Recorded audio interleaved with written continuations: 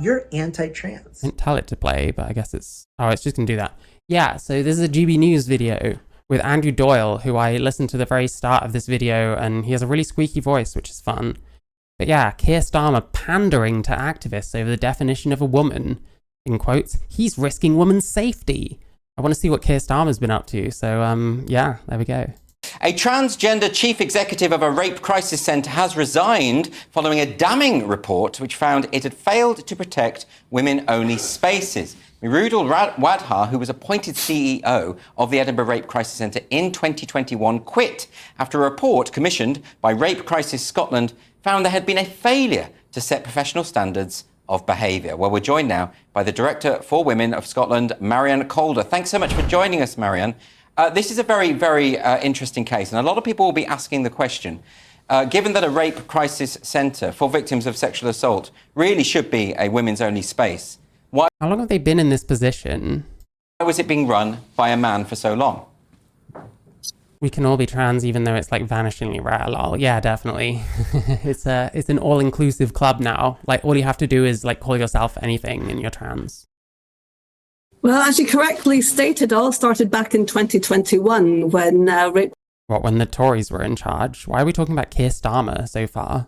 Crisis Edinburgh put an advert out to hire a new chief executive, and that advert quite clearly stated it was looking for a female. But then, for whatever reason, Mirudal, who's a male, decided to apply for the job, and then he was successful and was put in position. So fast forward to May this year, there was a tribunal case taken by a member of staff at Edinburgh Rape Crisis by Ros, her name. If you like the stream, yeah, you should consider liking the stream and also checking my links. We've got Discord, you can support the stream, you can check out my music. Yay. Being Ros Adams. Now, Ros, being quite sensible, thought it was that... The gender criticals love to shit on Labour. Yeah, true. I mean, there's so much partisan shit, because I watch a fair amount of like GB News stuff, because I like seeing different perspectives on like gender shit. But like, that means that I get all this like, these obvious like moaning things about like Starmer, like, what was it? I watched something by this Matt something guy, I can't remember. But like the day before, like the puberty blocker ban or something like that, or the day before, like Keir Starmer saying something that was quite like towards the gender critical side, he was like predicting he was going to do exactly the opposite. It was like laughable. Like, I hate all this like partisan media, but you know, where they're talking a lot about trans issues in a different way that left-leaning ones do, it kind of, I follow them for that. But yeah, it's like a lot of GB News is like fucking brain rot, to be honest. Females, users of the service. It just seems less rare because they are more out and proud. Well, I don't know. I think it's a very simplistic way of looking at it, but like the thing is, we've pushed for more visibility, but I think more visibility has actually been bad for us ultimately. Like for someone like me that just prefers to blend into society as best I can, it's kind of illuminating, and I don't like that, you know. This rape victims should actually know the sex of the individual that's actually giving the counselling service. Now, at that time, Mirudal was employed, and Mirudal is a male, and there was also a non-binary member of staff who was female, but didn't actually identify as being male or female. So you can understand why Ros was actually asking the question. Now, Ros was successful in her tribunal. Also, the left-handed comparison is like really weird. I don't know how you'd compare that to like trans. And off the back of that, Rape Crisis Scotland commissioned an independent survey into the actions of Edinburgh Rape Crisis, and this report came out on Thursday, and it was utterly damning. Now, am I right in thinking that Wadhar, in a podcast, I believe it was the Guilty Feminist podcast, had said in an interview that women who were victims of rape could be bigots too? It's not even about being introverted. It's just about wanting to be seen as a normal person as much as possible when you're very unusual in a way, because obviously you're trans. Like, you're only really going to get there by like, you know, making an effort and presenting yourself very much in a certain way. Because, you know, that's kind of how it is ultimately. You have to kind of, if you want to blend in with people, it doesn't really matter if you're introverted or extroverted. You have to kind of follow certain like standards, even if you're kind of being yourself within those, if that makes sense. And that if they were asking for female-only spaces, that they needed to reframe their trauma. I hope I'm not misquoting there. Can you just... Okay, yeah, that's not the bit that I'm questioning. The bit I'm questioning is like left-handedness is just something that some people are just stronger in one hand than the other. That's not really comparable to wanting to change your sex, you know? Clarify for me. You're not misquoting it. And also, we're not in the same world we were when left-handedness was not accepted. There's probably tons of normal stuff that wasn't accepted back then. You know what I mean? So I don't know. It doesn't seem like an apt comparison At all, and in fact, he was actually suggesting that anyone requesting the sex of an individual shouldn't be. Why is it necessary? And they should be educated. So no, you haven't misquoted at all. So this individual's views, Muridel's views, have been known for years within Scotland. I mean, this is an activist. This is a trans activist. So everyone has been aware that this is a male. King Joker 4? I'm crap at Roman numerals. How are you doing? That wants to be kind of the rest of the public to actually see him as female. But he has been feted by the SNP. In fact, he was actually put forward to actually stand under, to be an MSP, MP, councillor. So run the SNP now. What's this got to do with Keir Starmer? I'm so confused. Like, is it literally just because he's the prime minister? Is this like whenever a bad thing happens in a country, like in America, it's the same thing? Or like, well, this happened under Joe Biden. It's like, come on. They've always been there. They've been just getting to be visible. How? I don't think that's true. I mean, there's been an increase in the number of people like both identifying and like referring for care and stuff. Like maybe people haven't seen it within themselves, you could argue, but I don't know even how you'd like prove that. You know what I'm saying? And also subsequently the Greens. So he is quite infamous, shall we say, in Scotland for his views about women like myself and others and males who actually believe that sex is biological and it cannot be changed. And a service like Rape Crisis, it should... You know what a single cause fallacy is? I would look at that. The thing is, there's like tons of factors that have changed between then and now. So like, yeah, it's become less stigmatized. There is more acceptance of trans people. It's true, more people will come out because of that. But that's not the only reason why they'd come out. You know what I'm saying? So like, be careful when it's like some complex thing has this one like really appealing and really like perfect solution. It's probably not entirely like that. You know what I'm saying? Absolutely be female only. Well, that's the key question, isn't it? I mean, you know, if this were a case that this individual were applying for a job at the library or a job at the, I don't know, Tropical Fish Centre or whatever it might be, and they were discriminated against on the basis of their biological sex, then I think there would be a strong case there. But we're talking about a rape crisis centre. There are good reasons, good legal reasons why discrimination by sex is perfectly legitimate in those cases, surely. And like with the rape crisis thing, I think probably males shouldn't apply for these jobs, like including trans women. Like just don't push it. Like what's the need to push it? You know what I'm saying? I don't think it's necessary. And I think rape crisis centers are one of the strongest cases you'd have when it comes to like a female only space, like sex one only. It is. I mean, there is Schedule 9 under the Quality Act that allows services like... Well, yeah, but you kind of implied that when you said it's because it became less stigmatized. Like, you can't just throw out an easy answer like that. That kind of is what you're saying.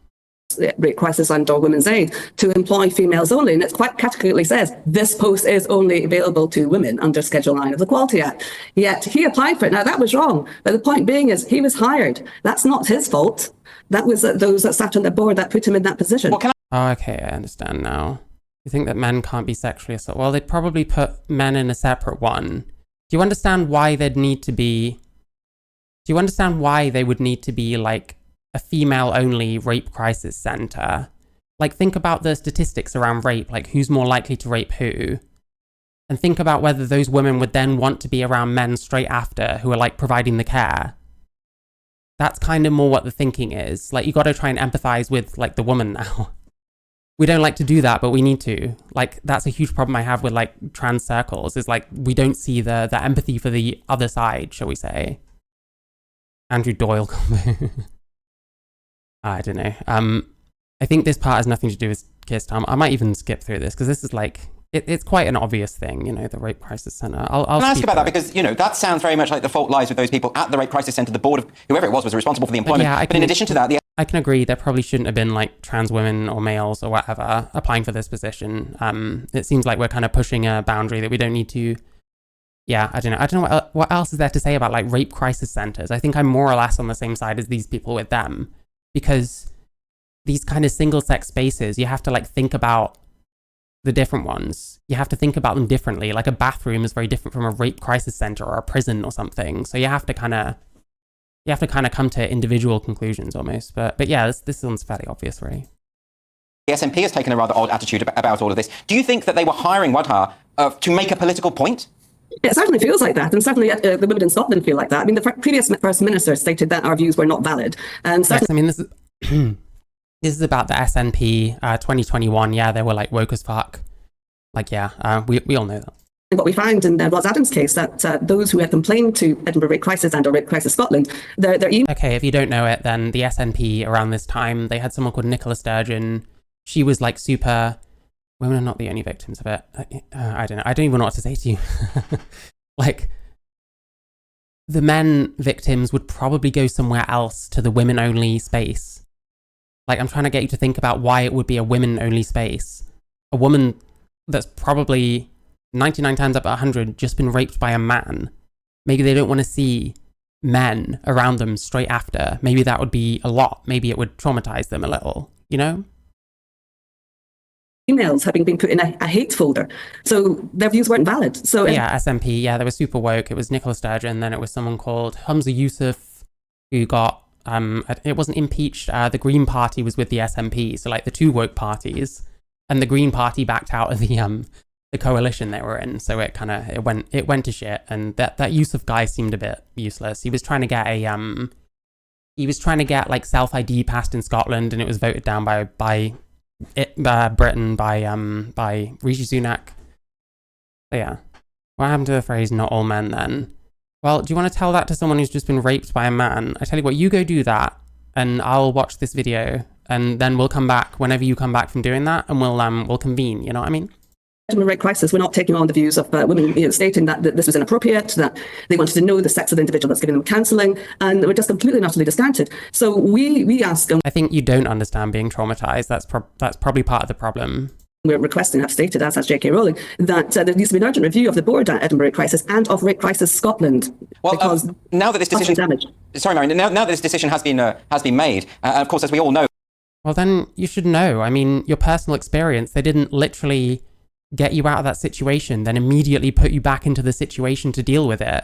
Because that's what's going to feel like to someone that's that traumatized at that time, it having not happened very long ago. Like, I'm sorry, what am I supposed to tell you? J.K. Rowling had to set up Byres Place, the only rape crisis centre in Scotland that is for women only. But do you think now, given this development, things are moving in the right direction? Maybe in Scotland things can get a little better when it comes to women's rights. Are you, in other words, heartened by what's happened? I wouldn't say heartened. I think that women in Scotland have been utterly destroyed over the revelations that this report came out with last Thursday. It's basically confirmed everything that we've been saying, whether that has been to rape crisis themselves and or to politicians, Scottish government across everywhere. It sounds like it's not just about the fact there was a trans woman there, but that there's been issues with the care as well. Even though we managed to get rid of self-ID, it still has infiltrated, this ideology has infiltrated every aspect of society here. But the fact that it infiltrated so badly into rape crisis just shows how, unfortunately, we're going to have a lot of weeding out to do over the next few years. And I think the repercussions of this report and of Rape Crisis Scotland's decision was it basically sits with them as the board. Okay, again, go tell, maybe I'll give you an hour or something. Go tell that to someone who's just been raped and then come back to me. Because I don't believe you at all. I don't think that you know what you're talking about. Mate, what do you know about, like, care for traumatized people? What do you know about care for, like, raped women? Have you been employed in this like sector or something? Like, Jesus Christ.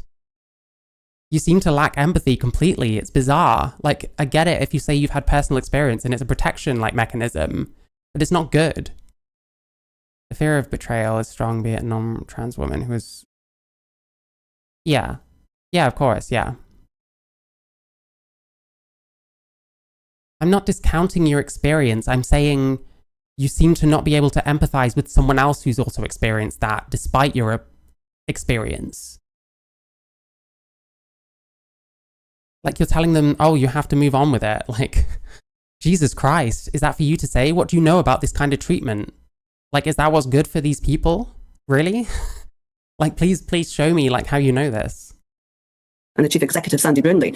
I think the report is going to have ripples and waves for very many months to come. And next month will be the remedy hearing for the individual.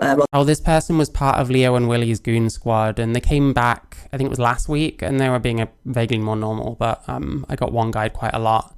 I think they're just kind of, I don't know what's going on. I'm not trying to speculate. I can empathize, you have to live. Yes, but they need treatment. What about the treatment that they're receiving at this care center? What kind of treatment are you saying they should then have? So they should have men? Why? What have you got to back that up? What do you know about, like, treating rape crisis? Treating rape crisis patients? What do you know about that?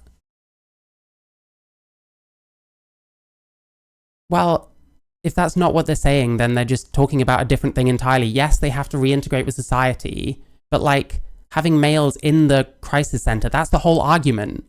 Like, these people are traumatized almost always because a man has done something to them. And it seems like, from what we can tell based on the decisions they're making, the best way to treat people is sometimes by removing that sex until they can, like, deal with it. Like, I don't know, because I'm not saying I'm a... Yeah, at some point... Well, yeah, obviously. I understand that. Like, obviously, they have to reintegrate. But is that the time? The Rape Crisis Center? That's part of the treatment. Like, I don't understand. Because I never said anything like they should be around no men for the rest of their life. Like, no one said any of that. So I don't know why this person would be responding to that. Do you know what I mean? Like, I don't need people responding to things I never said. That's going to waste my time. Adams. So again, it's not going away. So this will continue on and on and on. So we would request an urgent review be taken out by government into all women's sector organisations that receive funding for them to make sure this never happens again. Well, Marion, I'm sure that this is something that, as you say, is going to continue, and I hope you'll be able to come back on the show to discuss it more. Marion Calder from For Women Scotland, thank you very much for joining me. The Labour government will not be carrying forward plans to rewrite the Equality Act to protect single-sex spaces. And why is this so important? Because the Conservatives have planned to clarify the bill to make it clear that sex in legislation means biological sex. So to explain this, I'm joined now by journalist and author Ella Whelan. Welcome to the show. So here we go. Biological sex loophole. They won't rewrite the Equality Act. Okay. This is going to be the worst thing in the world, I'm sure. So Ella, a lot of people were saying that when the Equality Act was formulated back in the day, nobody would have doubted or even questioned the idea that the word sex within the Equality Act pertained to biological sex. What other kind of sex is there? Times have changed, and now activists are saying the Equality Act does not protect biological sex. Are they right? Yeah, in practice, it just doesn't work because there is this confusion between the idea of someone's gender or someone's sex, which, as you say, I mean, even 5-10 years ago wouldn't have been such a big deal as it is now. The sort of rise of gender ideology and the issue of trans, as well, particularly among young people, has kind of skyrocketed. And it might be part of our vocabulary today, but it's certainly... Okay, don't talk about first-hand experience as if you're an expert. Someone who's experienced it isn't necessarily an expert. Wasn't 10, 20 years ago. And in practice, this means that the confusion in the law means that, say you run a rape crisis centre, which most sensible people, most sympathetic people will understand as being places that are women only, protected in sex, being that in that particular instance, what body you have is pretty relevant to the issue at hand. But the people who run those centres are now, if they're going to apply by the law, potentially have to allow in trans women, potentially have to have, basically they're in danger of being discriminatory if they don't. That's a big problem for women. Also in sort of more mundane, but also sort of everyday important aspects of life, whether it's swimming pools, infamously the Hampstead Heath ponds being where a lot of activists are talking about this, that you can't say women only here because women only means women only plus trans women. And it was one of the very few things that the Conservatives promised to do right. They had their head screwed on before they got kicked out by saying, let's just clarify this. Yeah. It's just a very simple thing. Let's just clarify it's about biology, which is what most people understand it to be. And of course, you've got Annalise Dodds, who, is both incompetent when talking about anything relating to the gender wars and also on the wrong side of it in terms of being overly sympathetic to the trans activists, coming in and saying, nothing to see here, we don't need to change it. Well, that's what I'm confused about, because we've had Wes Streeting saying the Labour Party will be implementing findings of the Cass review, suggesting that there is an understanding within Labour of the importance of these issues. But as you say, there are other voices like Annalise Dodds who don't seem to know what they're talking about. But surely clarifying it would help everyone. And can't everyone get behind that? Well, no, everyone can't get behind that. The only males who want into women-only rape crisis centres is such a red flag. Those males who want to run it. Yeah, it's weird. Like, it's unfortunate, I guess, that it was a trans woman, and apparently there were problems with the way it was run. Like, it was being implied with this report. Like, it's not fortunate, and it kind of seems like, I don't know why a trans woman would put herself in that kind of position. It would be better just to kind of leave that alone. Like, it feels like pushing a boundary we don't need to push. Because we have to remember there's quite a strong activist pressure from trans activists, whether it's Stonewall or any other organisation, that still has the ear of the Labour Party. I mean, let's not forget that Keir Starmer, this is the ridiculous situation we're in. Keir Starmer didn't know what a woman was for a very long time. He had this confusion about cervixes. I mean, I don't know if that extends to his private life. It's not that he didn't know what a woman was, it's that he didn't know how to answer it in a politically correct way, let's be real. That goes for everyone. You know what they want to say, but they can't say it because they know there'll be a shitstorm around it. He literally did this interview, I think it was a few months ago, where he said, no, I'm clear now because Tony Blair told me the difference between a man and a woman. So, you know, never mind Rosie Duffield or any of the women in his life informing him on the difference between cervix, vagina, man, woman. It took I mean, that sounds like a joke, but I don't know. Bloke, his ex-boss, to do it. So the point I'm making is that... Like, this sounds like feminists, like, looking for stuff to get offended at. Like, was that a joke? Who fucking knows? Like, I don't know. It's GB News. They're going to be pathological about Labour, whatever they do. This is all a bit of a facade. These people know what the difference is. They know, but Keir Starmer, for God's sake, is, you know, lawyer, meant to be an expert in the law, knows what the equality law should be about. But they are pandering to a remaining activist sort of pressure, which is very disappointing because this is having a real effect on women's lives, not just on an everyday basis, but in serious cases in relation to rape crisis centres. But the interesting thing about the equality law is that, you know, and I'm donning the Battle of Ideas Festival t-shirt, you'll notice, which is happening on the 19th and 20th of October. And we've got this session where we want to look at equality law and ask whether it's a friend or foe, and say, you know, from issues around free speech, protected characteristics. In the news of the last week, there's been a suggestion that Afro hair, black hair might become... One talking at prisons, maybe I remember that one. I saw a little compilation on like a super early video that I did. And that ended with Rishi Sunak, like, saying adult human female. So yeah, I don't know. They kind of won on that one.